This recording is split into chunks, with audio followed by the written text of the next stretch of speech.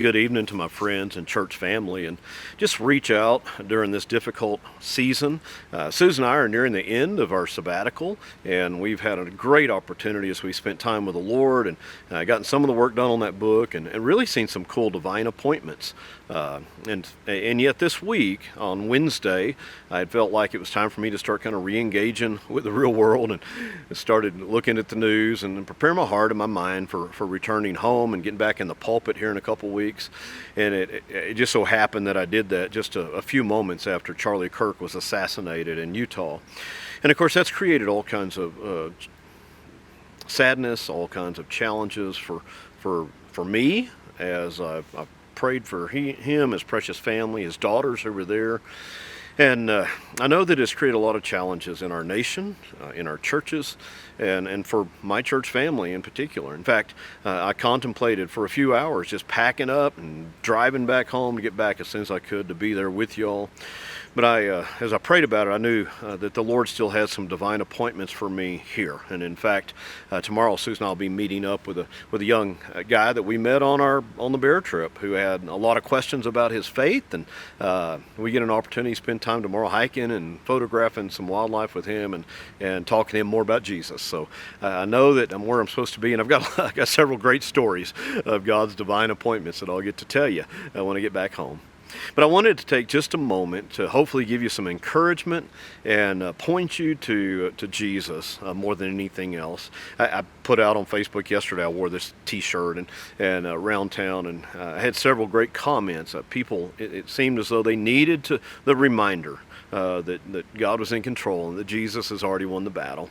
And I've heard a lot of my friends with mixed discussions. I've seen it on social media about Charlie Kirk, and some are calling him a Christian martyr, some are calling him a martyr for his political beliefs. There's all kinds of stuff out there besides all of the negative things that are going around.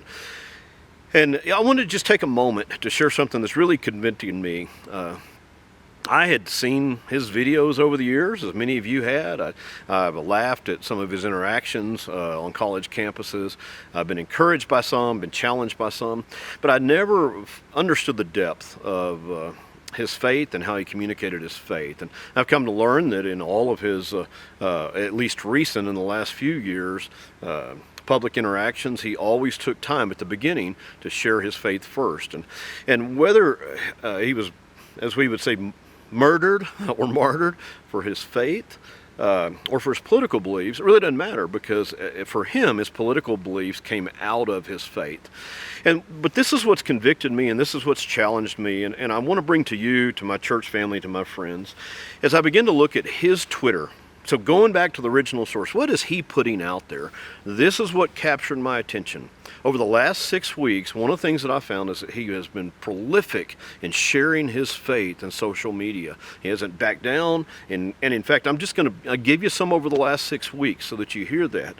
July 25th, he posted simply, "Jesus is the answer." July the 27th, he posted John 14:6. Jesus said, "I am the way, the truth, and the life. No one comes to the Father but through me." On August the 8th, he encouraged all of his followers to spend time with Jesus this weekend. On August the 17th, he simply said, "It's all about Jesus." And in a separate tweet, he said, "Jesus is the way, the truth, and the life." On August the 24th, he quoted Hebrews 12, 1 through 2. "Let us run the race with endurance, looking to Jesus, the founder and perfecter of our faith." On August the 29th, he encouraged all of his followers to tell someone about Jesus this weekend. On August the 31st, he said, "The resurrection of Jesus is a fact of history. It really happened, and Jesus rose from the dead."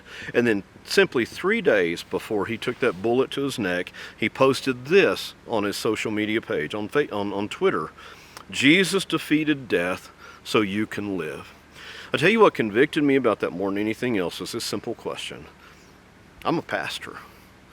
We proclaim Jesus all the time. We're not political pundits. We're not out there on college campuses. But have I been as bold and open and forthright about sharing my faith, whether it's on my social media accounts or whether it's in person, wherever I am, when I have an opportunity to speak to someone? Have you taken the opportunities like that to so clearly share Jesus, that he is the way, the truth, and the life? He's the only way to the Father. My prayer is that we would be convicted by that. And my encouragement is, I've seen it. One of the other things that I've seen on social media that does encourage me is literally dozens and dozens of people tweeting out, I haven't been to church in 20 years. I haven't been to church in 15 years, but I'll be there Sunday. I pray that that'll be you. If you haven't been to church in a while, show up. The other thing that I've seen is a lot of folks are saying, man, I haven't read my Bible in years. Another lady said, I don't even have a Bible. I went and found my husband's old Bible so I could start reading it. Another lady said that I went and bought a Bible and read it through in the last couple days. Turn to God, turn to His words, and might we do exactly what Charlie Kirk encouraged us to do on August the 29th. Go tell somebody about Jesus this weekend. Jesus has already won the victory. It's simply up to us to go tell the story. May God bless you.